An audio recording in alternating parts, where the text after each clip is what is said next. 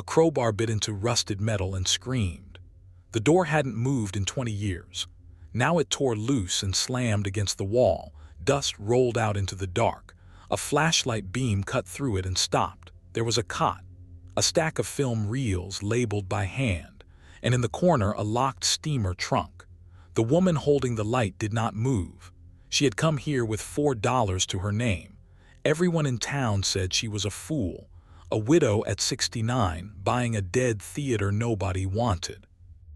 Her name was Eunice Calloway, and the starlight had been waiting for her, because carved into the lid of that trunk was a name she knew, a name she had buried years ago. What could a dead man's trunk have to do with the family she thought she'd lost? Stay with me on this. Now let me take you back 3 days to the morning Eunice first rolled into Sable Bend. The gas gauge sat on empty, and so did she. Her old Ford coughed down the main street of a town that Route 66 had left to die. Half the storefronts were boarded: a diner, a church, a gas station with one working pump, and an old dog riding shotgun with his head out the window, one ear flapping, one eye gone milky and blind. That was Barnaby. He was the only family she had left. Eunice had buried her husband Walter 14 months back, buried him, and then buried herself under everything he left behind.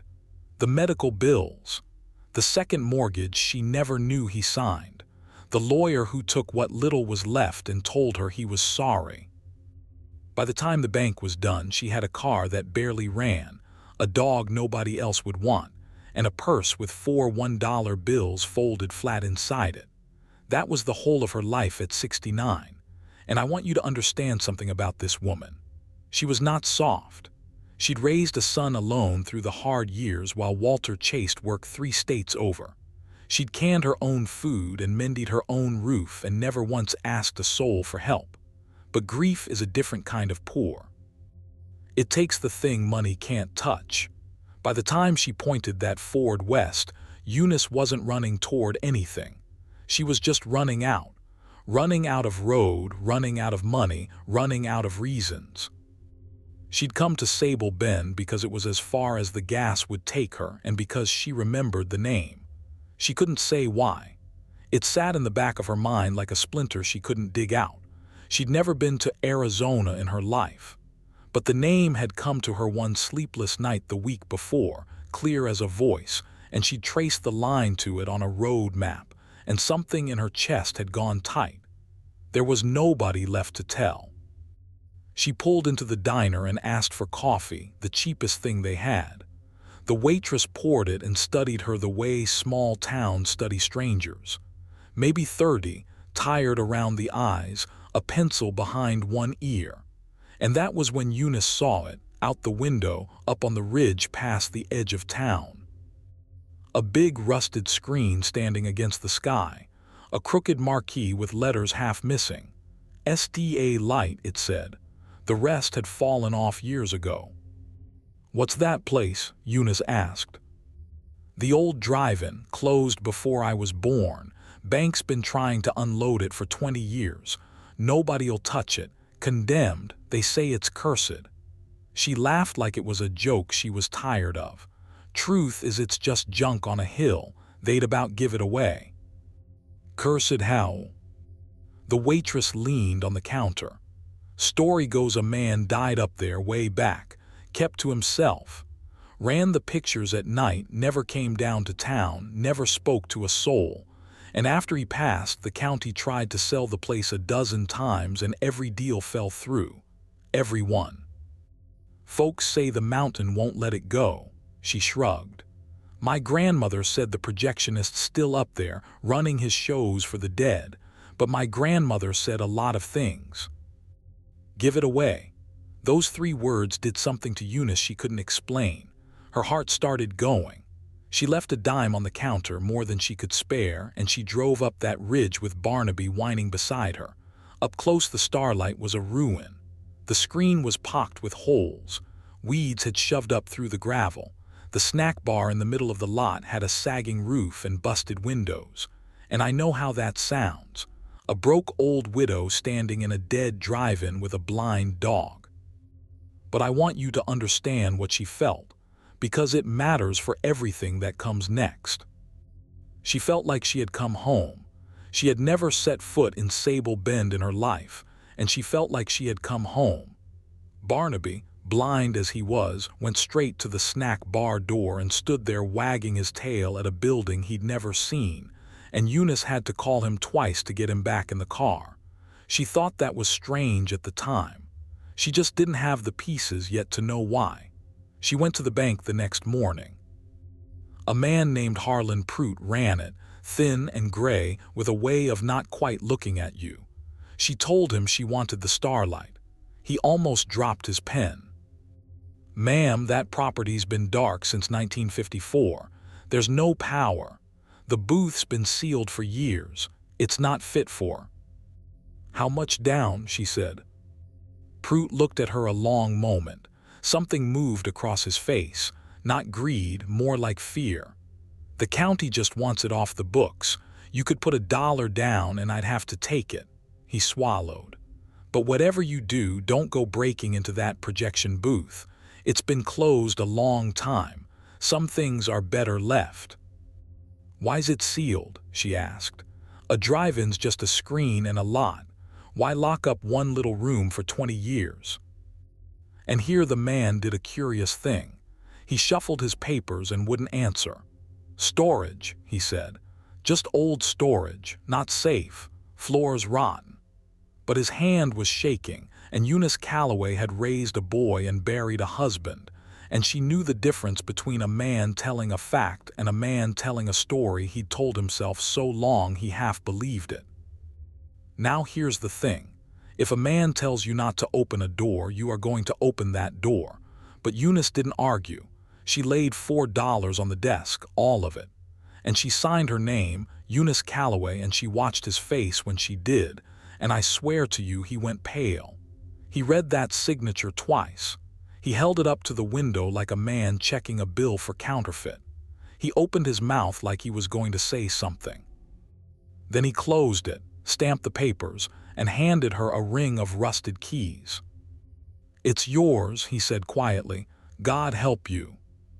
She didn't understand why he said it like that. Not yet. That first afternoon she swept out the snack bar. That's all. Covered in mouse dirt and broken glass, she got a busted broom from the corner and swept it clean, humming to herself, while Barnaby limped around sniffing the corners. She had no money for a motel, so she made a bed out of her coat on the counter, and she and that dog slept in the ruins of the Starlight, and for the first night in 14 months, Eunice Calloway slept without crying. That's the truth.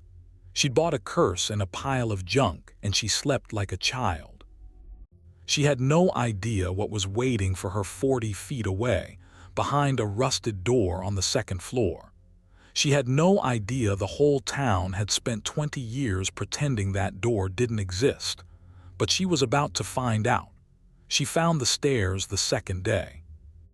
They ran up the back of the snack bar to a little room over the projection window, the booth, where a man would have stood and thrown pictures across the whole lot onto that giant screen. The door at the top was steel and locked, and none of her rusted keys would touch it. She could have left it. Pruitt had told her to leave it, but she'd noticed something. There was a padlock on that door, and the padlock was new, not 20 years old. New. The brass still had shine on it. Somebody had been up here. Somebody had wanted this room shut. And there was one more thing. The paint around the frame was scratched and worn, low down, near the handle. Worn the way a thing gets worn when a person touches it over and over, year after year. This wasn't a room that had been abandoned and forgotten. This was a room that had been tended, kept, guarded, and that more than anything was what made her go get the crowbar. So on the third day she climbed those stairs and pried until the whole frame screamed and gave. You heard what happened next. The door swung open. The dust rolled out. And her flashlight found a cot, a stack of reels labeled in careful handwriting, and a locked steamer trunk in the corner. Now most people, finding a dead man's room, would have backed out. Eunice went in, because that room wasn't the room of a squatter. It was lived in. Shelves built by hand, the joints fitted careful and square by a man who knew tools. A shaving mirror. A tin cup with a spoon still in it. A row of books, their spines soft from reading. A calendar on the wall, every day crossed out up to a date in the fall of 1954 and then no more. Whoever lived here had stopped crossing off days on a Tuesday 20 years ago and never crossed off another one. And there was the projector. A great iron machine, all gears and lamp housing, and beside it those reels. Maybe 40 of them. Each had a strip of tape with writing on it. Main Street, Spring, Harvest Dance, the Colby Wedding. And then others that made no sense. The Woman in Blue, The Woman at the Grave, The Woman Who Doesn't Know.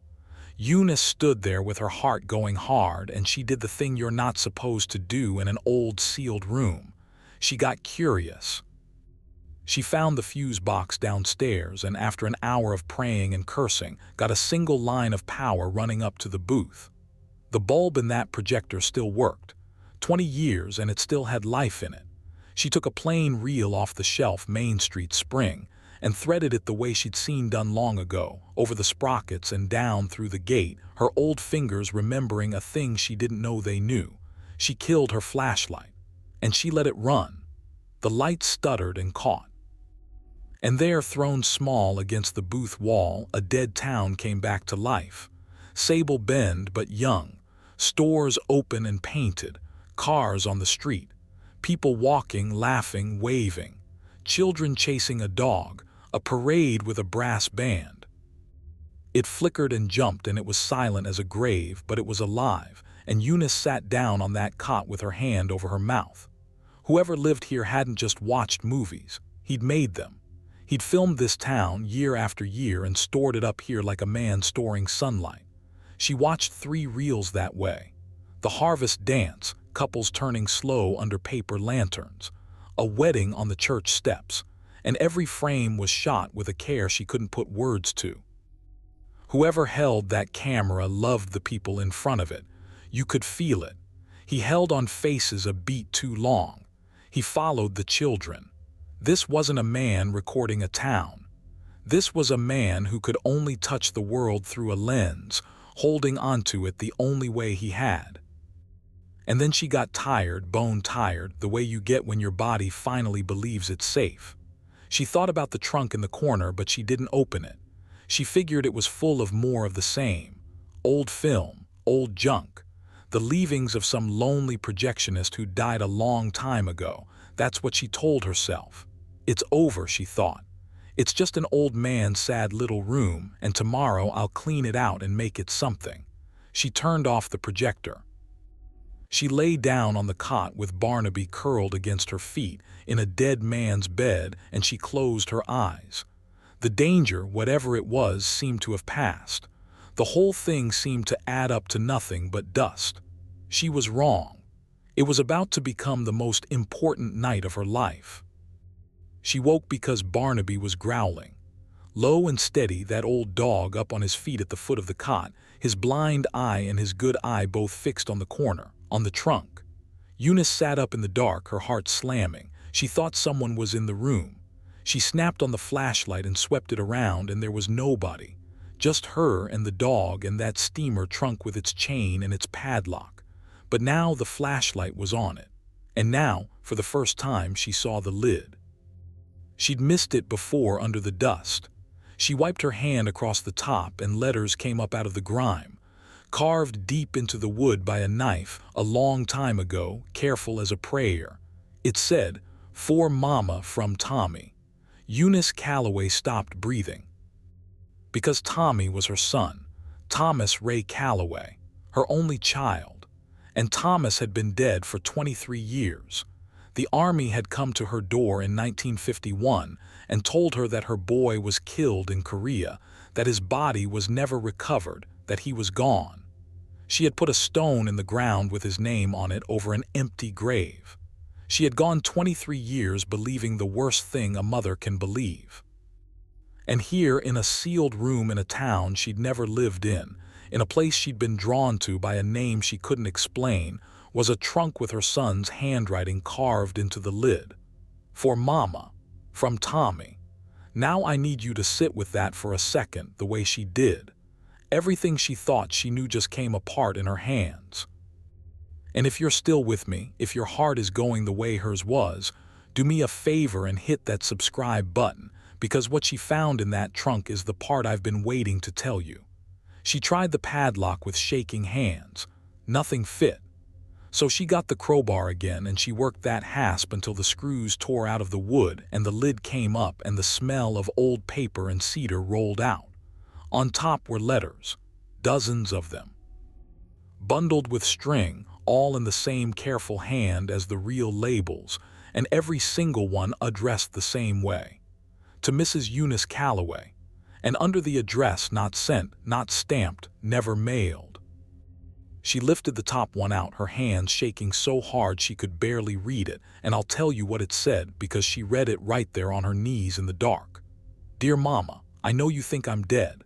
I let you think it, and there is no forgiveness for that, and I'm not asking for any. But I couldn't come to the door, not the way I am now. So I came here instead, close as I could stand, and I'm going to write you the truth even if you never read it. Her son was alive. Her son had been alive. That night and into the gray morning, Eunice read her dead son's letters in the order he'd written them, and the whole story came together like a picture thrown on a screen. Tommy hadn't died in Korea. He'd been captured. His unit was overrun in the winter of '50, and the men who reported him killed had seen him go down and never seen him get up. But he had gotten up. He'd spent 2 years in a prison camp in the cold and the hunger, and when he finally came out the other side, he came out broken. Half his face gone, one arm ruined, a stammer where his easy talk used to be, and something worse behind his eyes. The kind of hurt that doesn't show on an X-ray. The kind a man carries in a place no doctor can reach. He came back to the States in 1953, and he did what any son would do. He went looking for home, and that's where the letters turned and where Eunice had to set the page down and breathe. Because when Tommy came looking, he found out his father Walter had told the whole family the boy was a hero, dead and gone, a photograph on the mantel with a flag folded beside it. Walter had done it out of grief, out of pride, out of the twisted mercy of a man who couldn't stand the truth. And Tommy stood outside a window one night and watched his own mother set a place at the table she never used, and he understood something that broke what was left of him. In that house, he was already dead. And a dead hero was easier to love than a living ruin. He could not, would not, walk back in and be a ruin where a hero was supposed to be. He believed, God help him, that it was kinder to stay dead. That's a thing the war did to him, that thinking. A whole man doesn't think that way. But Tommy wasn't a whole man anymore, and he made a broken man's choice. You can hate the choice all you want, but you have to understand the love underneath it. He thought he was sparing her. He thought a mother should get to keep her hero. But he couldn't stay away either. And that's the part that ruins you. So he did the only thing his broken heart could think to do.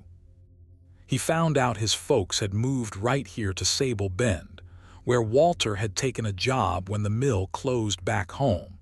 And Tommy came to Sable Bend too. He took the job that nobody wanted, night projectionist at the Starlight, and he moved into that little booth over the snack bar, and he lived up there like a ghost, under a false name. Del Hollies, he called himself.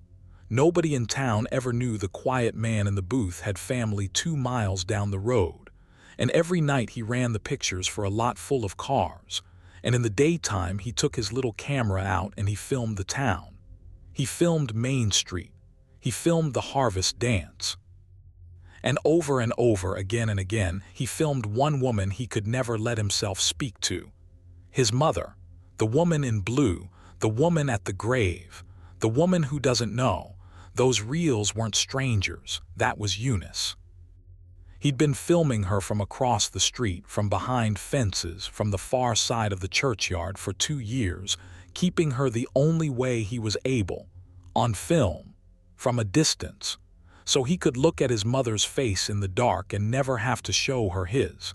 She read the label again in her mind, the woman at the grave.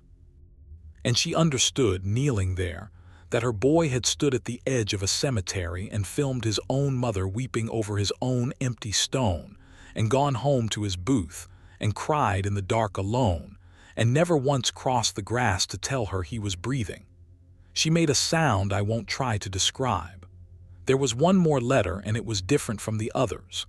The paper was better. The hand was worse, shakier, like a man running out of time.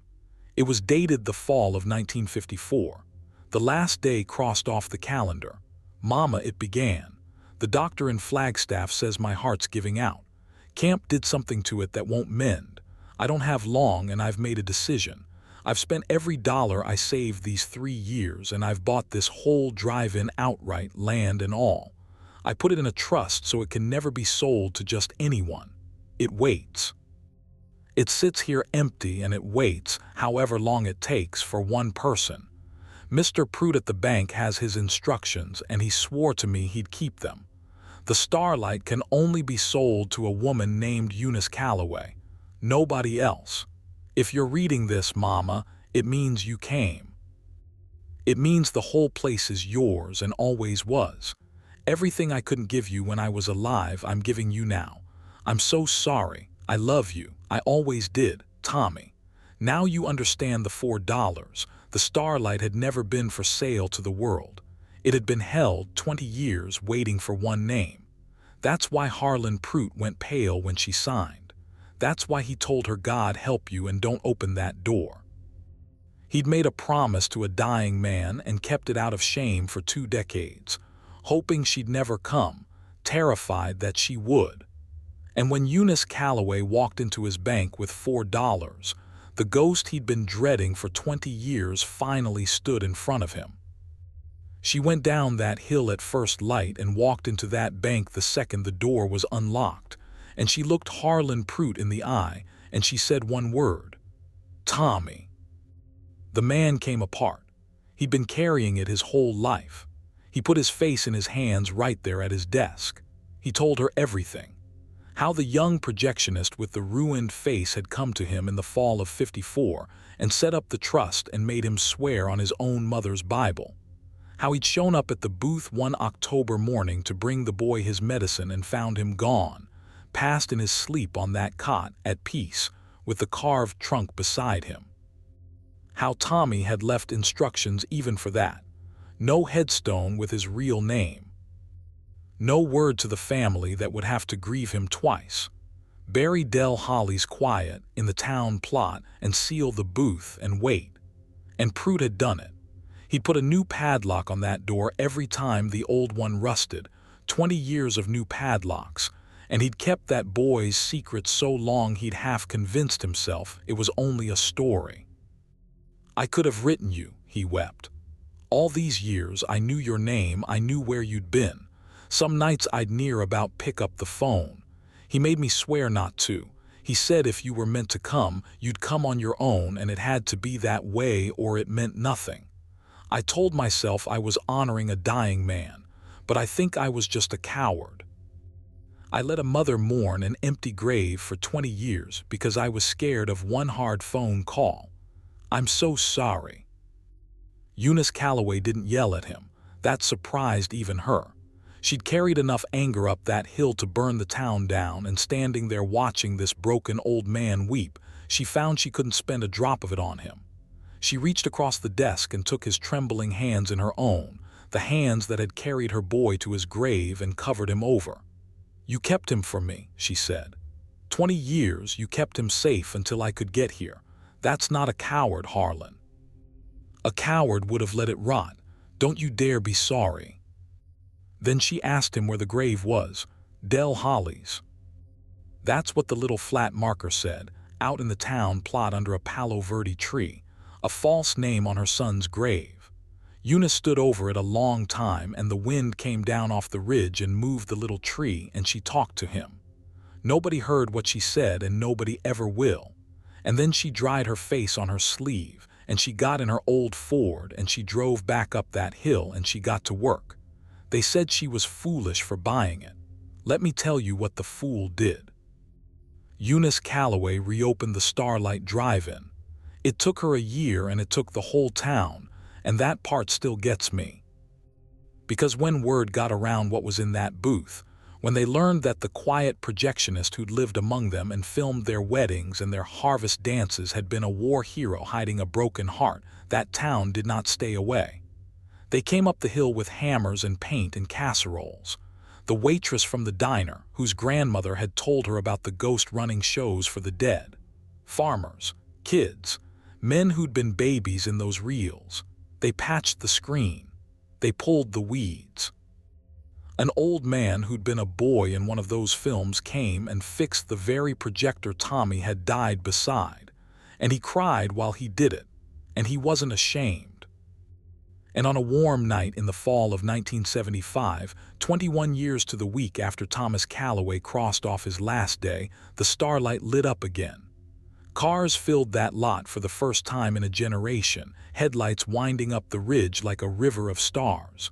But the picture that played wasn't from Hollywood. Eunice ran her son's reels, all of them. Main Street in spring, the harvest dance, the Colby wedding.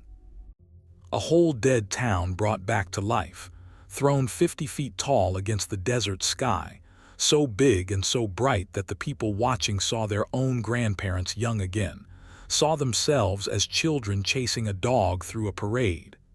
And at the end, Eunice ran the last reels, the ones without proper labels.